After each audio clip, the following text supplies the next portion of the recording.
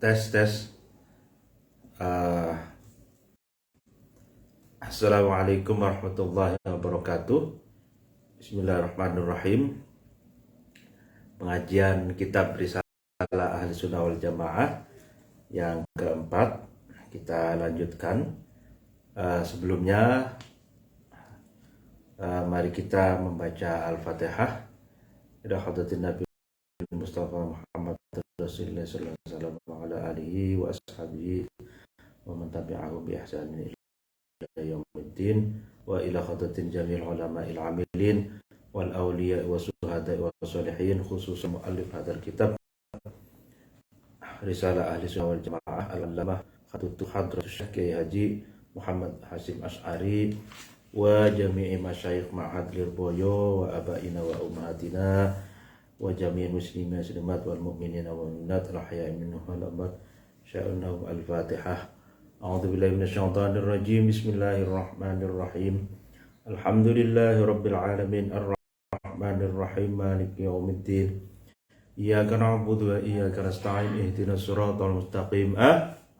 Siratal ladzina an'amta 'alaihim ghairil maghdubi 'alaihim waladdallin. Amin. Bismillahirrahmanirrahim. Kita masih dalam bab tentang kelompok-kelompok, ya, berbagai macam kelompok yang muncul, yang tersebar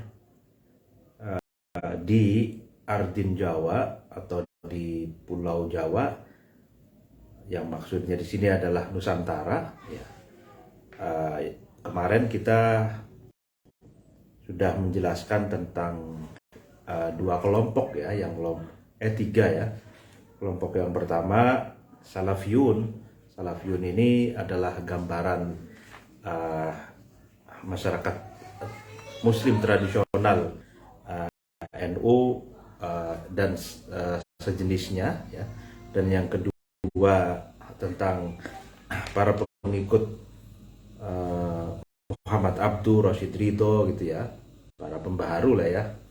Dan yang ketiga pengikut Muhammad bin Abdul Wahab atau yang biasa disebut dengan Wahabi, ya. Nah, yang kelompok yang keempat ini hari ini yaitu wa minhum rafidiyuna. Nah, ini Rafidah, sebagian dari kelompok atau rijalud, tokoh agama, atau sebagian dari kelompok ada Rafidiyun, Syiah Rafidah.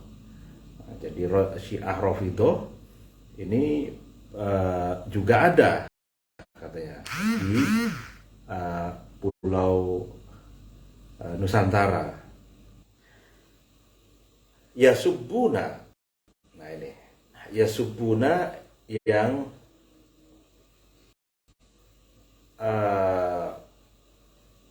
mengumpat Rafidiyun itu Sayyidana terhadap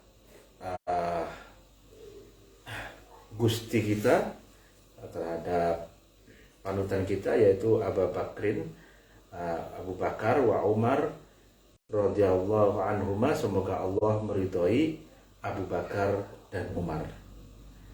Nah, jadi si Rafidhah itu mereka mengumpat, mencela gitu kedua sahabat Nabi, yaitu Abu Bakar dan Umar, Sayyidina Abu Bakar dan Sayyidina Umar. Wa yakrahuna, dan Rafidhah itu juga benci as-sahabata terhadap para sahabat Nabi radhiyallahu anhum, semoga Allah meridhoi para sahabat Nabi. Wa yubalighuna, dan Syiah Rafidhah ini juga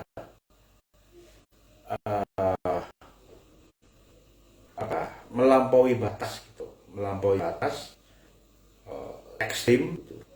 Hawa Sayyidina Ali terhadap cintanya kepada Gusti kita, yaitu Sayyidina Ali, wa ahli baitihi, dan keluarga Nabi atau keluarga Sayyidina Ali. Ridwanullahi alaihim ajma'in, semoga Allah, ridho Allah tercurahkan kepada mereka semua, yaitu Sayyidina Ali beserta keluarganya. Ya, jadi ini perlu dijelaskan agak sedikit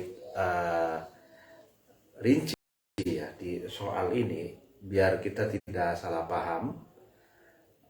Di sini yang digambarkan ini adalah Syiah Ghulu, jadi Syiah yang ekstrim gitu.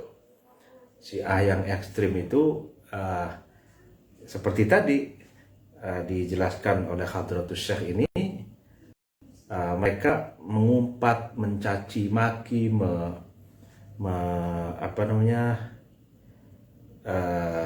benci gitu ya, kebencian ya terhadap sahabat Abu Bakar dan sahabat Umar, dan juga benci kepada para sahabat Nabi, juga melampaui batas cintanya terhadap Sayyidina Ali dan keluarga atau ahli bait. Nah, ini perlu dijelaskan. Jadi di dalam Syiah sendiri itu banyak sekali sektenya gitu. Sebagaimana juga di Sunni gitu. Kalau di Sunni kita juga mengenal Sunni yang ekstrim.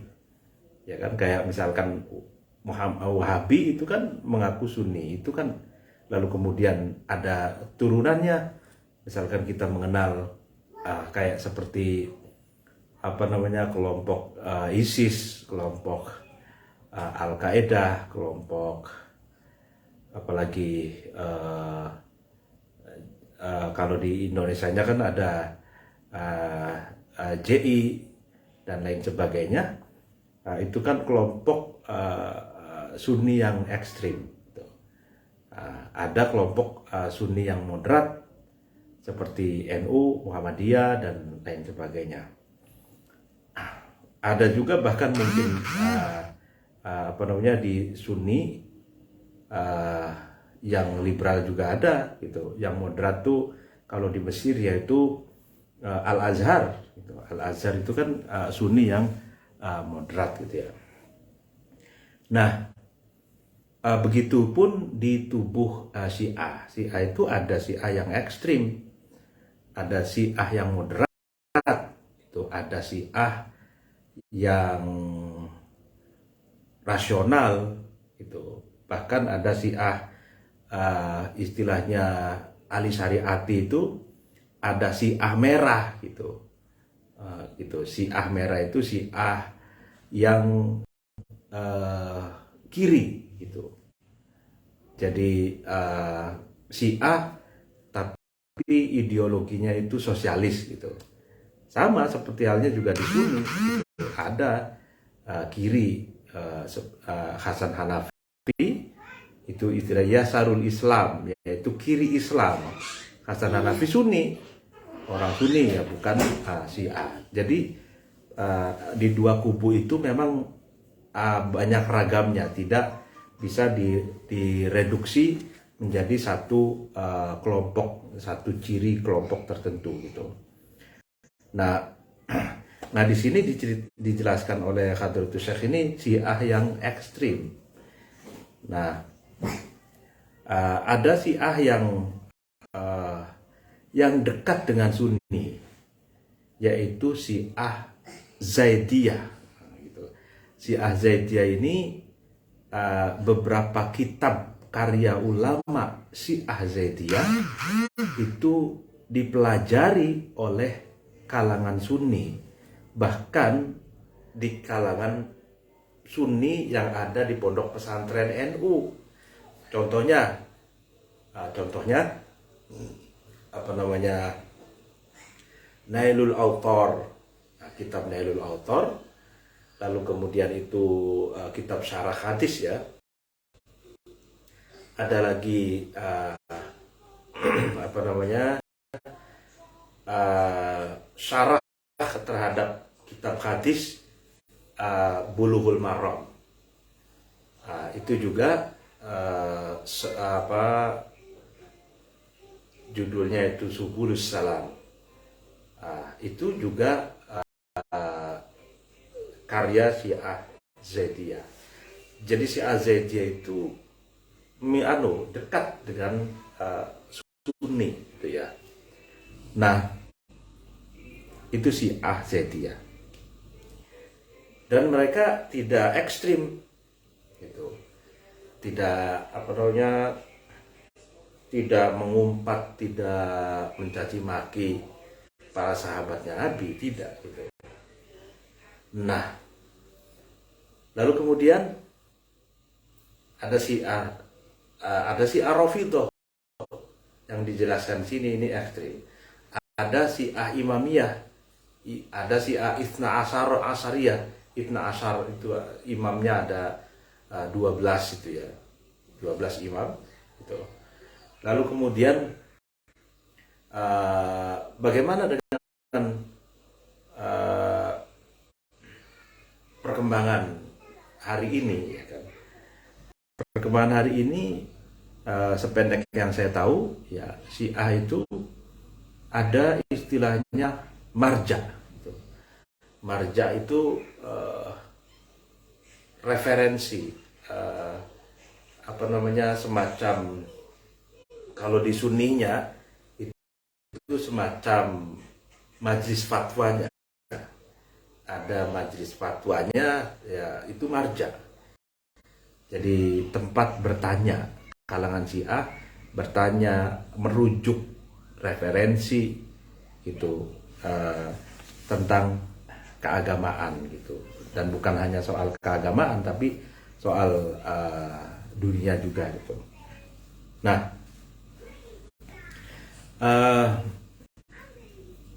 marja di Irak ya, Syiah Irak itu nama marjaknya atau seorang ulama rujukan gitu ya. Marja itu ulama yang menjadi rujukan, itu namanya Ali Sistani ya, Ali Sistani. Nah, lalu kemudian kalau di Iran itu marjaknya itu Ali Khamenei Mula atau Ayatullah Khamenei gitu. Kalau di Lebanon itu Hasan Nasrullah dan lain. Itu mereka ini marja gitu, atau semacam ulama yang diikuti fatwanya gitu. Kalau ibaratnya di Sunni itu lembaga fatwa gitu ya. Kalau di Sunni kan ada lembaga fatwa, kalau di NU itu ada Bahsum Masail, kalau di Muhammadiyah itu ada Majelis Tarjih, kan seperti itu. Nah, di MUI itu ada komisi fatwa gitu ya. Nah, semacam seperti itu, tapi mungkin agak bedanya kalau di NU atau di Muhammadiyah atau di MUI ya, Sunni ini kan sebatas fatwa dalam pengertian keagamaan gitu ya. Tapi kalau di Syiah itu bisa sampai ke politik gitu. Jadi marja itu bukan hanya soal agama, tapi juga orientasi politik gitu. Nah,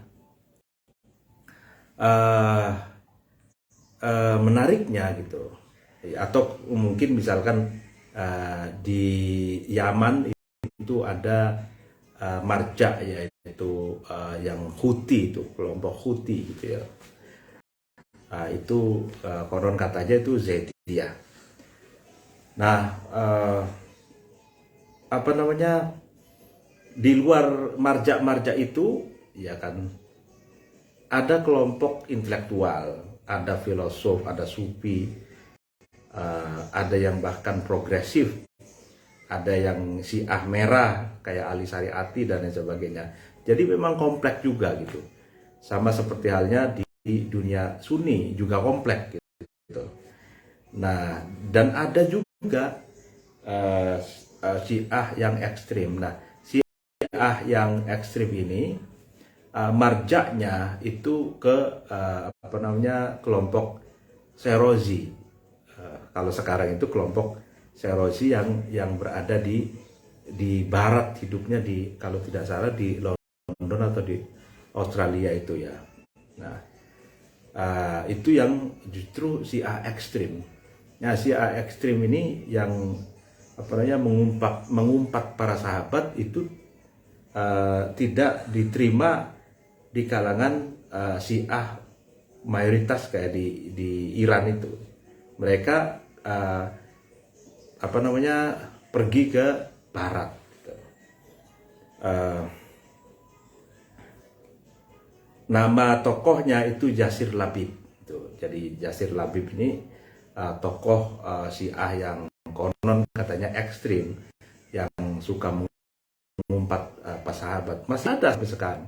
Jadi apa yang dikatakan Hadratus Syekh ini benar adanya, ada tokoh Syiah ekstrim itu. Nah, itu marja sendiri itu yang berbeda dengan marja pada umumnya Syiah. Nah, menariknya lagi yang Ayatullah Ali Khamenei itu yang di Iran itu memfatwakan agar umat Syiah itu dilarang mengumpat para sahabat Nabi, dilarang mengumpat atau mencaci maki istrinya Nabi, yaitu Sayyidah Aisyah gitu. Meskipun dalam sejarahnya berselisih secara politis dengan Sayyid pujaannya kalangan Syiah gitu. Jadi ada fatwanya dilarang gitu. Jadi sehingga jelas ini berbeda dengan yang kelompoknya Yasir Labib yang ekstrim gitu. Nah, itu lalu kemudian saya lanjutkan lagi, nanti saya jelaskan lagi.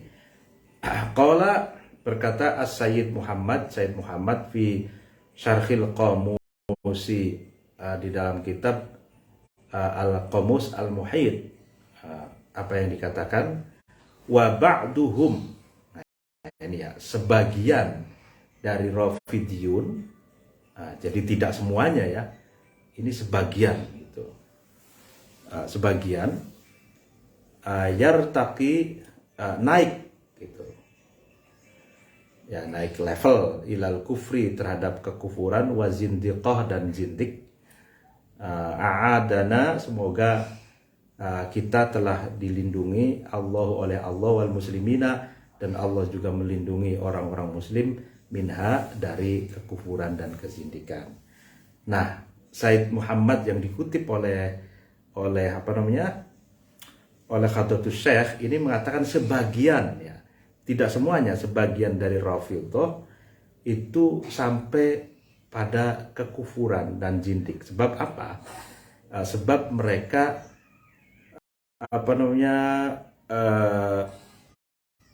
mencaci maki para sahabat Nabi, kebencian terhadap para sahabat Nabi, lalu kemudian padahal Nabi sendiri melarang semua orang kepada siapapun mencaci maki, membencinya gitu, mengumpatnya. Nabi itu melarang, tapi sebagian dari Rafidhah ini justru mencaci maki dan bahkan mengumpat, bukan hanya mengumpat kepada orang biasa, tapi ini mengumpat para sahabatnya Nabi gitu. Mengumpat, lalu kemudian memfitnah, kemudian bahkan mengkafir-kafirkan gitu. Nah, makanya konsepnya dalam Islam ini kan kalau orang yang mengkafirkan seseorang maka sebetulnya dia sendiri yang kafir. Gitu. Jadi man kafaro kufiro. Jadi barang siapa yang mengkafirkan orang lain maka sejatinya dia sendiri yang kafir gitu. Nah, ini sebagian kalangan Rafidhah seperti itu. Tapi sebagian yang lain tidak gitu. Kata-katanya kan wa ba'duhum, sebagian saja. Sebagian yang lain tidak mencaci maki sahabat, tidak mencaci maki dan menjelek-jelekkan sahabat Rasul, tidak. Qala berkata Al-Qadhi Iyad, ini Syekh Qadhi Iyad fi Syifai di dalam kitab Asy-Syifa. An Abdullah bin Mughaffal, dari Abdullah bin Mughaffal radhiyallahu anhu, semoga Allah meridhoi Syekh Abdullah bin Mughaffal. Qala Qadhi Iyad berkata, Abdullah bin Mughaffal berkata, qala berkata, kata Nabi, Allah, takutlah kamu kepada Allah. Allah, takutlah kamu kepada Allah fi ashabi, dalam mencaci maki, dalam membuli, dalam mengumpat para sahabatku. La tatakhiruhum, janganlah kamu mengambil terhadap sahabat-sahabatku ini gharadon, sebagai sasaran tembak, sasaran caci maki, ba'di, setelah aku meninggal gitu. Faman, barang siapa ahabbahum, yang mencintai sahabat-sahabatku, fabi hubbi, maka dengan cintaku, uhibbuhum, aku mencintai mereka yang mencintai sahabatku gitu. Jadi Nabi sendiri mengatakan takutlah kepada Allah dalam ketika kalian mengumpat sahabat-sahabatku. Ini Nabi sudah berpesan, sahabat-sahabatku ini kelak nanti setelah aku tidak ada, janganlah kalian ikan para sahabat-sahabatku itu saksi kalian sebagai mencintai sahabatku itu. Barang siapa yang membenci sahabat-sahabatku, ya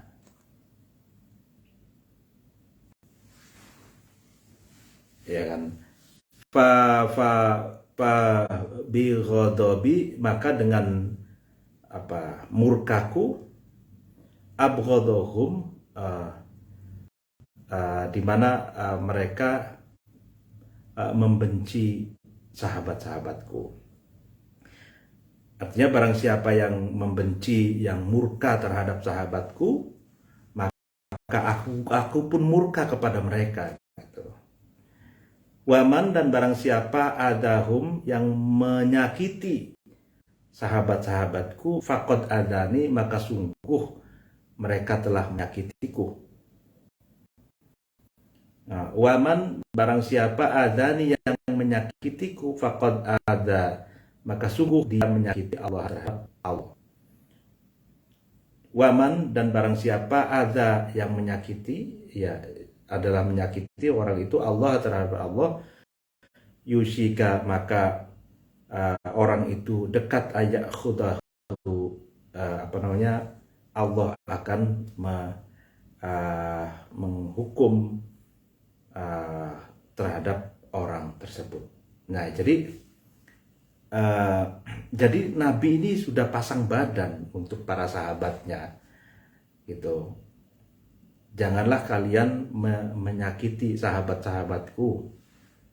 Kalian kalau menyakiti sahabatku, sama saja kalian menyakitiku. Kalau kalian menyakitiku, sama saja kalian menyakiti Allah gitu. Nah, kalau sudah menyakiti Allah, maka Allah pun akan menghukum gitu. Ini kata-kata waman adahum faqad adani, ini sama persis seperti Rasulullah pasang badan untuk non-muslim. Jadi Nabi mengatakan, man adza dhimmiyan faqad adani, barang siapa yang melukai non muslim yang berdamai, hidup damai dengan muslim, ya, maka dia sungguh menyakitiku gitu. Jadi Nabi pasang badan untuk non muslim yang hidup damai toleran dengan masyarakat muslim gitu. Pasang badan, yang melukai non muslim maka dia melukaiku. Kalau melukaiku berarti melukai Allah gitu. Ini pun Nabi pasang badan untuk para sahabat-sahabatnya gitu. Waqala, dan berkata Rasulullah sallallahu alaihi wasallam, Rasulullah berkata, la tasubbu, janganlah kau mengumpat gitu, mencaci maki, janganlah kamu mencaci maki ashabi, terhadap sahabat-sahabatku.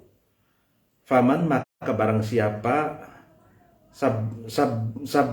sabbahum yang mencaci maki sahabatku, fa'alaihi, maka atas orang itu laknatullahi, laknat Allah, wal malaikati, dan laknat malaikat, wal nasi, dan laknat manusia, ajma'ina, semuanya.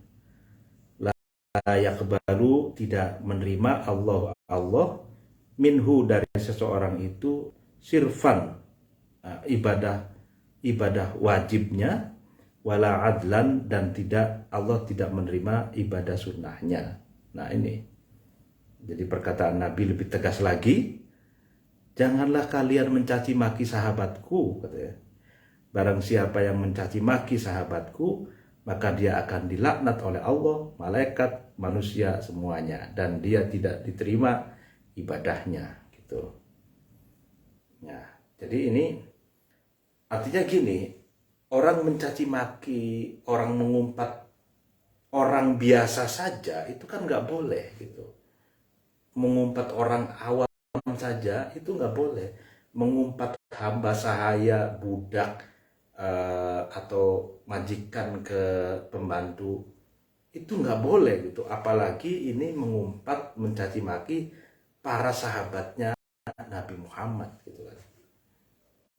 Artinya mencaci makinya saja itu nggak boleh gitu kepada siapapun gitu, apalagi gitu kan ini mencaci maki ke para sahabat Nabi gitu loh. Itu sangat tidak boleh gitu loh. Waqala, dan berkata Nabi Muhammad berkata sallallahu alaihi wasallam, la tasubbu, janganlah kalian mencaci maki ashabi, terhadap sahabat-sahabatku.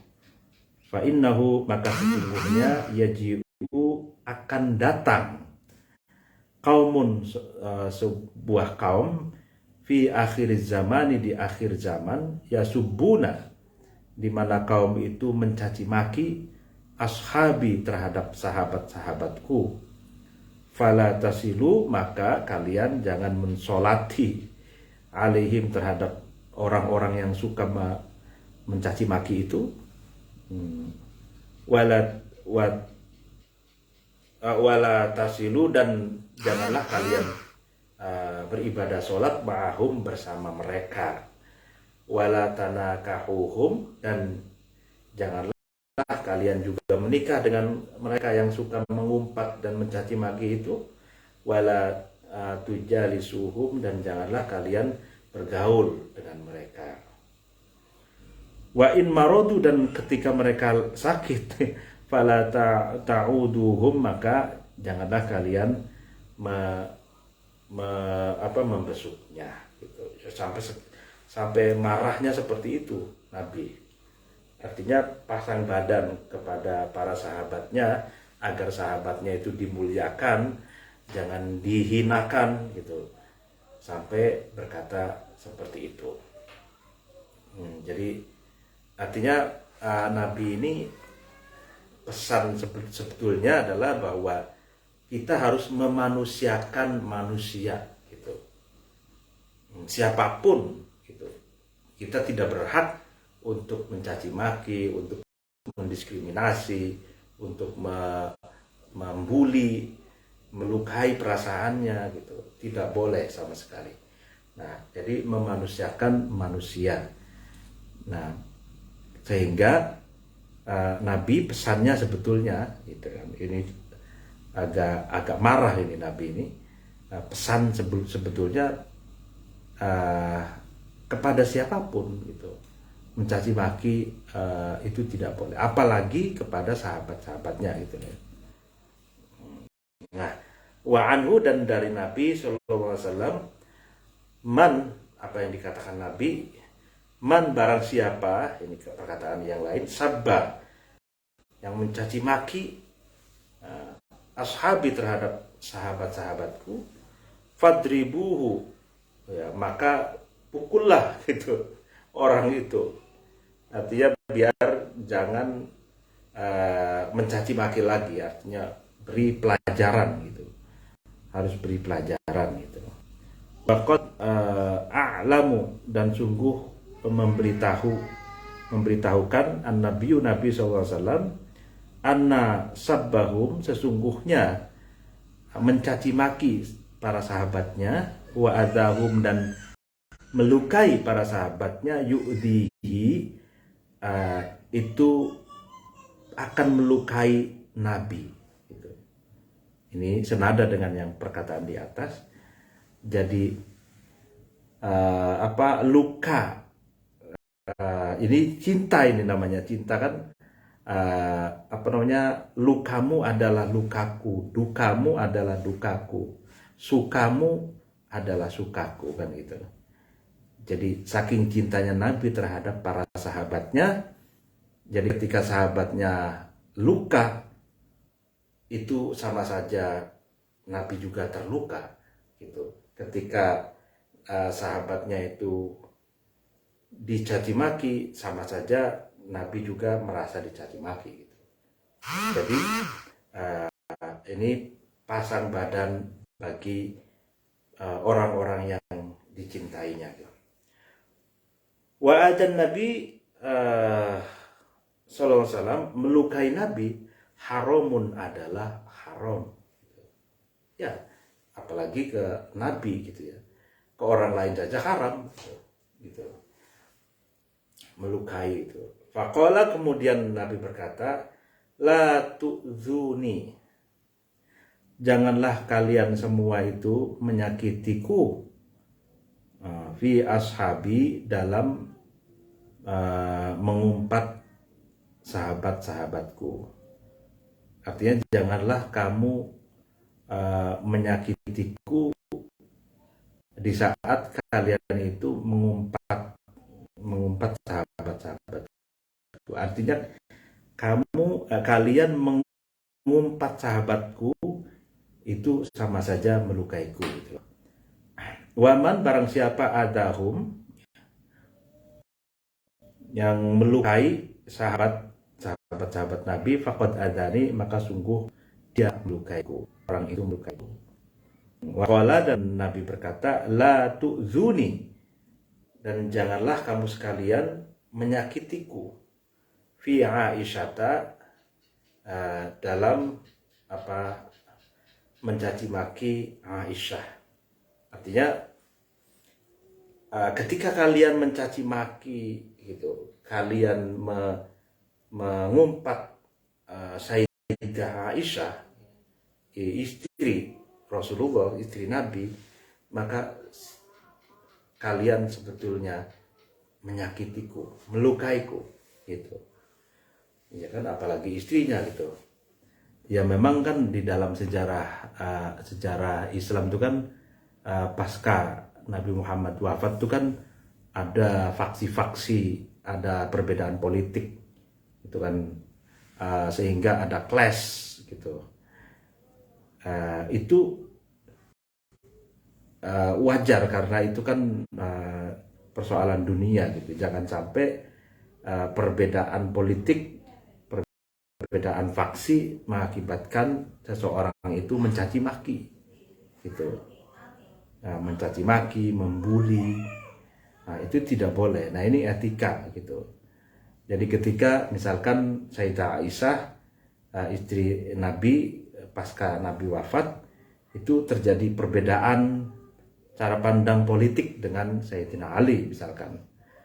Nah itu ya sudah, kalau perbedaan secara rasional saja, pakai argumentasi. Kenapa memilih ikut ke Sayyidah Aisyah, kenapa memilih ikut ke Sayyidina Ali, perbedaannya mana gitu. Jangan sampai saling mencaci maki gitu, membuli gitu. Ini etika politik gitu kan. Jangan, ya ini kita sampai sekarang kan polarisasi di Indonesia terjadi. Sampai ada kadrun, kampret dan lain sebagainya. Itu sudah menyalahi etika politik gitu ya. Politik itu kan harus ada etikanya. Nah, Nabi juga menekankan soal etika itu. Gitu. Waqala, dan berkata fi Fatimata, di dalam Fatimah radhiyallahu anha, semoga Allah meridhoi Fatimah. Fatimah ini putri Fatimah Az-Zahra gitu ya. Fatimah Az-Zahra ini putrinya Nabi. Artinya Nabi melindungi Fatimah, melindungi Aisyah istrinya. Artinya kalau orang melukai Aisyah sama saja melukaiku gitu. Jadi dilindungi. Kalau orang melukai dan mencaci maki Fatimah, maka sama saja juga melukaiku dan mencaci makiku gitu. Jadi pasang badan gitu. Bid'atun ai Fatimatu bid'atun. Jadi Fatimah itu kata Rasul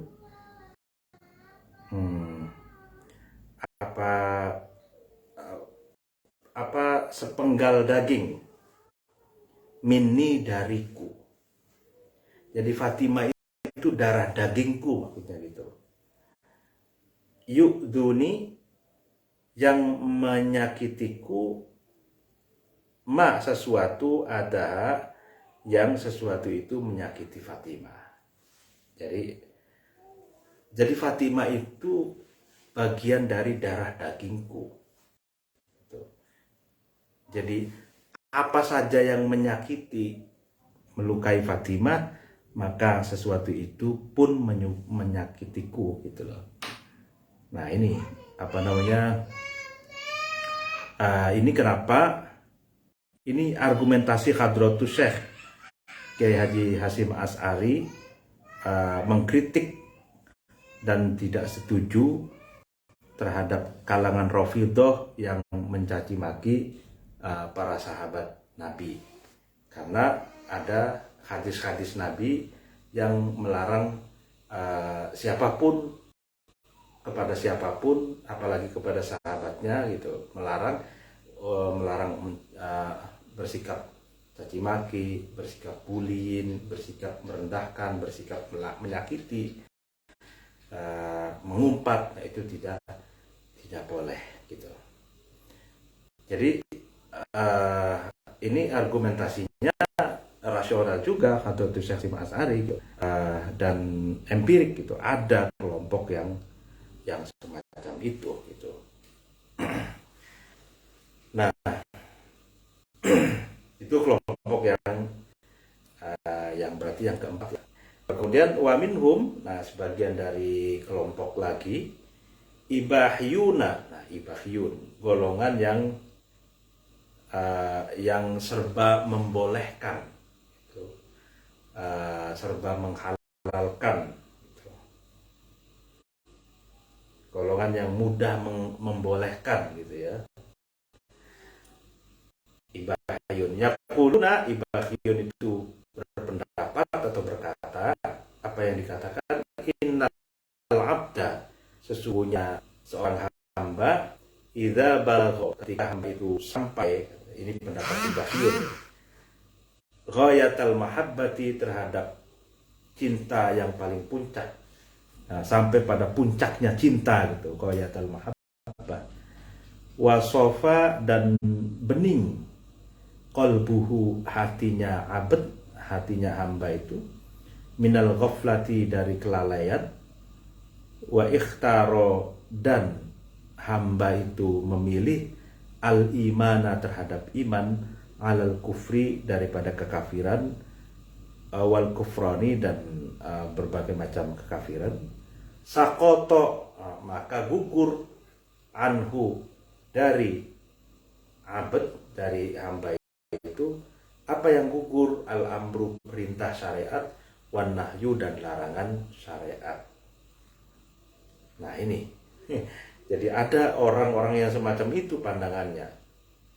Walayat khuluhu, dan tidak memasukkan terhadap hamba itu, abd itu, Allah an-naro terhadap neraka, birtika bil kabairi, dengan sebab melakukan dosa besar.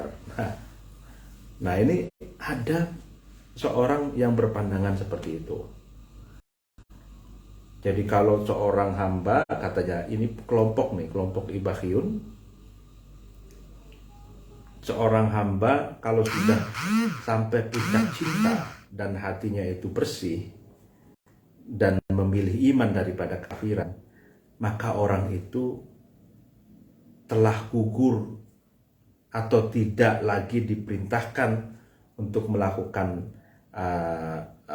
yang diperintahkan syariat, dan juga tidak lagi dilarang untuk melakukan hal-hal yang telah dilarang dalam syariat. Dan orang itu katanya, meskipun melakukan dosa besar, Allah tidak memasukkan ke neraka. Nah ini pemikiran yang ibahyun, serba membolehkan itu ya. Jadi lucu ini. Jadi yang penting cinta, yang penting bersih hatinya, gitu, tidak iman, gitu. Tapi dia tidak masalah misalkan tidak melakukan yang diperintahkan, tidak patuh terhadap larangan, gitu. Nah ini kan hanya ibahyun semau gue lah, semaunya saja, gitu. Yang penting cinta dan iman, gitu. Nah ini ada golongan semacam ini, gitu. Wa ba'duhum, nah sebagian ibahyun itu yaqulu, berkata atau berpendapat, innahu, sesungguhnya, tasqutu, gugur, anhu dari abd, dari hamba itu, al ibadatu, ibadah ad-dhahiratu, yang nyata. Wa takunu, dan ada ibadatuhu, ibadahnya abd itu, hamba itu, at-tafakkuru, berfikir, at-tafakkuro, berfikir, ini khobar dari takunu. Wa tahsinal akhlaqi, dan baiknya atau indahnya akhlak, al-batinati, yang bersifat batin. Nah, jadi ada sebagian ibahyun berpendapat gitu, orang yang mencapai puncak cinta dan hatinya bersih itu, katanya, itu tidak perlu ibadah, lahiriah seperti sholat, zakat, puasa dan lain-lain. Itu ibadahnya mereka itu cukup berfikir saja, dan akhlak yang baik, gitu. Nah ini, padahal yang namanya agama apapun itu kan ada dua dimensi, ada dimensi eksoterik, ada dimensi esoterik. Jadi eksoterik itu ritual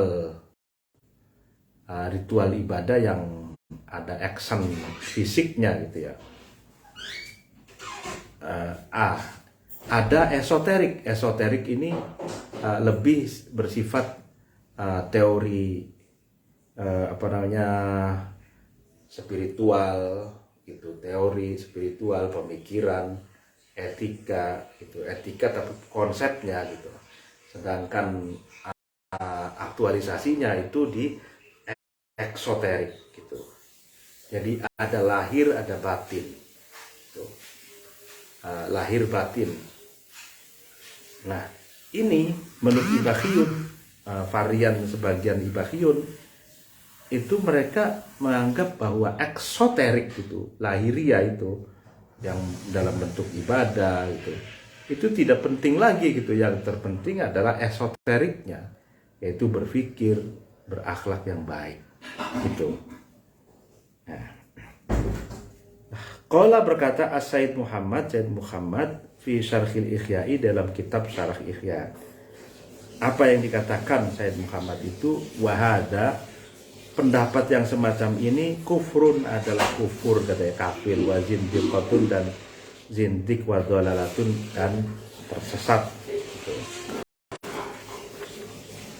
Walakinnal ibakhiyun, akan tetapi kalangan ibakhiyun ini, orang yang semaunya aja ini, maujuduna, ada, eksis, min qadimiz zamani, sejak zaman dahulu, juhalun, orang-orang bodoh, dolalun, yang tersesat, laisa, yang tidak ada, lahum, bagi ibahyun, roksun, pemimpin, ya'lamu, yang mengajarkan, pemimpinnya ini, al-ilma, terhadap ilmu asyara'iyah, ilmu syariat, kama, sebagaimana penjelasan yang bagi yang seharusnya gitu loh.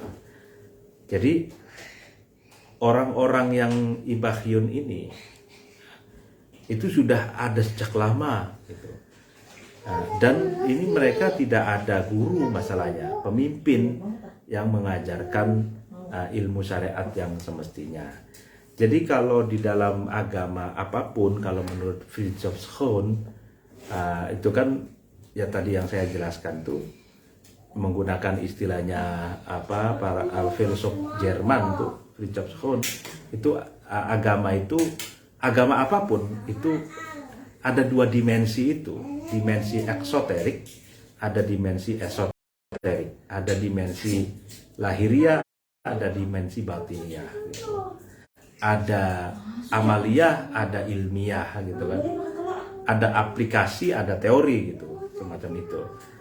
Nah, ibahyun ini tidak mementingkan lahiriah, tidak mementingkan aplikasi, tidak mementingkan ritual gitu, tidak butuh ritual gitu, tidak butuh ibadah gitu, cukup dengan berpikir yang benar, akhlak yang benar gitu.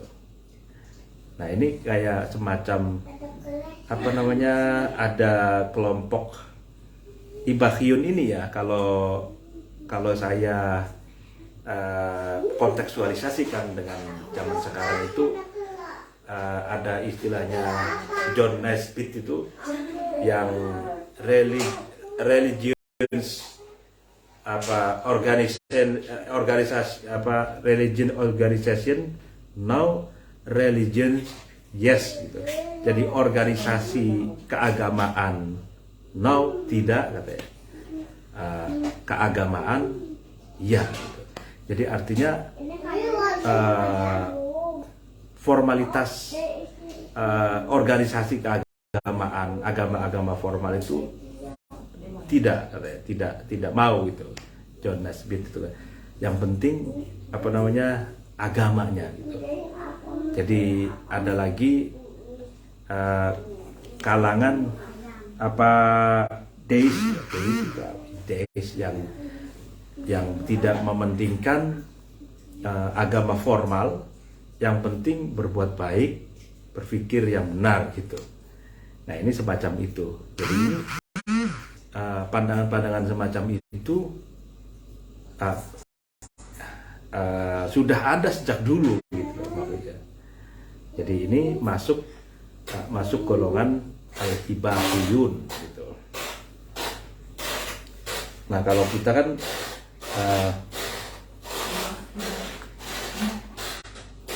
sebagai agama apa namanya, pandangannya tidak seperti itu gitu. Pandangannya kan kita ya sebagaimana agama yang semestinya kan kita, artinya ada eksoterik, ada esoterik, ada teori, ada aplikasi, ada ilmu, ada amal, itu ada ibadah, ada spiritual, ada, lalu ilmu spiritual ibadah itu ada teorinya, ada firmannya gitu kan, ada petunjuk-petunjuknya gitu. Nah ini Ibakyun nggak seperti itu. Nah gitu, ini varian keberapa berarti ya? 1, 2, 3, 4, 5, 6. Ya 5 yang kelima. Nah wa minhum, dan sebagian dari golongan ini Hadratus Syekh sedang menjelaskan kelompok-kelompok pemikiran yang hidup dan ada di bumi Nusantara. Al-Ibakyun tadi seperti tadi itu ada di Nusantara gitu. Nah ini wa minhum, sebagian dari kelompok ini, man seseorang qala yang berkata bitana sukhil arwahi. Nah ini berkata atau berpendapat dengan titisan ruh. Jadi titisan ruh ini kelompok yang berbeda lagi di yang ke-6. Wa intiqaliha, dan pindahnya ruh abadal abadi selamanya bil ashkhasi, di dalam diri-diri manusia, takhruju yang keluar ruh itu min badanin, dari badan atau dari fisik, al-akhari yang lain, min jinsihi, dari jenis satu jenisnya, au ghairihi, atau dari lain jenis. Ini jadi ini ada golongan varian yang lain yang hidup di tanah Nusantara, kata-kata itu saya ini, ada golongan yang tanah sukhil arwah, yang meyakini roh itu menitis dan berpindah-pindah. Roh itu dari fisik yang satu ke fisik yang lain. Jadi ada misalkan si A fisiknya mati gitu, maka rohnya ini masih hidup. Nah rohnya yang hidup ini akan berpindah ke fisik yang lain yang baru lahir. Jadi misalkan ada orang mati, ada orang lahir, ada ibu yang melahirkan. Nah, yang melahirkan itu dari roh orang yang sudah mati ini, itu berpindah. Gitu. Nah, yang lebih menggelikannya lagi, bisa rohnya itu berpindah dari roh satu jenis, maksudnya sesama manusia gitu, atau dari lain jenis. Nah ini benar, misalkan rohnya kodok gitu, atau rohnya ular, atau rohnya macan, rohnya buaya gitu. Nah itu bisa berpindah ke jenis yang lain, yaitu ke manusia gitu. Nah, ini ada yang semacam ini, pemikiran golongan yang hidup di Nusantara ini.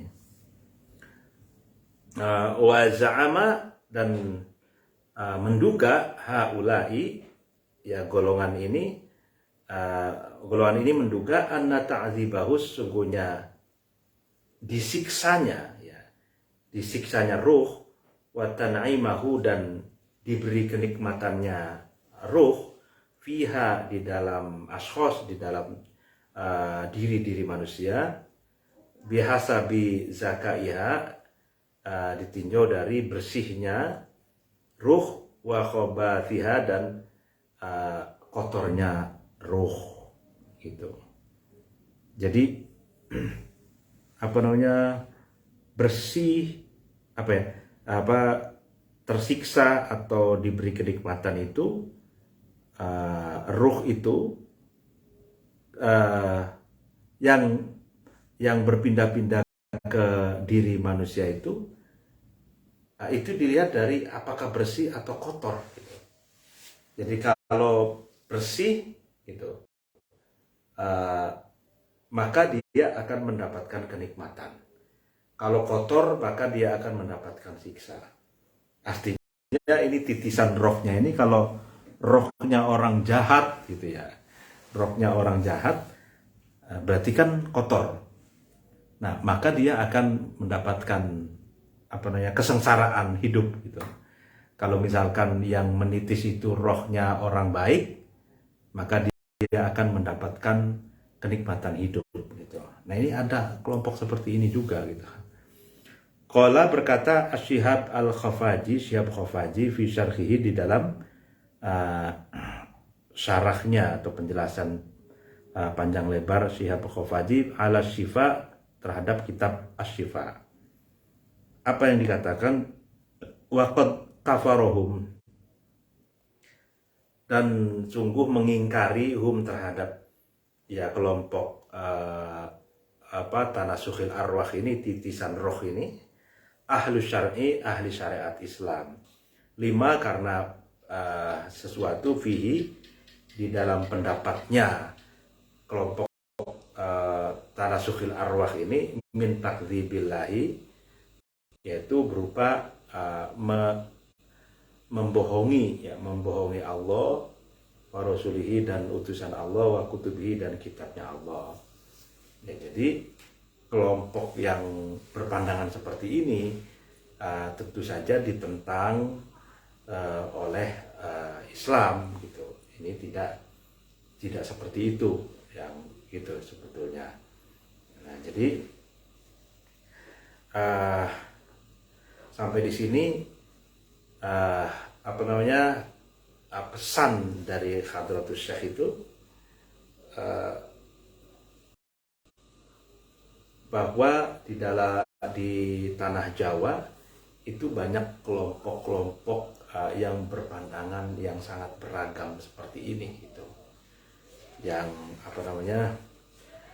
tentu saja kita boleh bersikap gitu bahwa kita berbeda dengan mereka, kita mengingkari pandangan mereka gitu. Tapi ya tetap kita hormati pilihan keyakinan masing-masing gitu. Tidak perlu dipersekusi ataupun disakiti perasaannya, karena Nabi melarang untuk menyakiti sesama manusia gitu. Dan Nabi pesannya adalah harus memanusiakan manusia gitu. Mungkin pengajian malam hari ini dicukupkan dulu karena ini sudah malam ya. Mohon maaf apabila ada kekurangan. Wallahul muwaffiq ila aqwamit thoriq. Wassalamualaikum warahmatullahi wabarakatuh.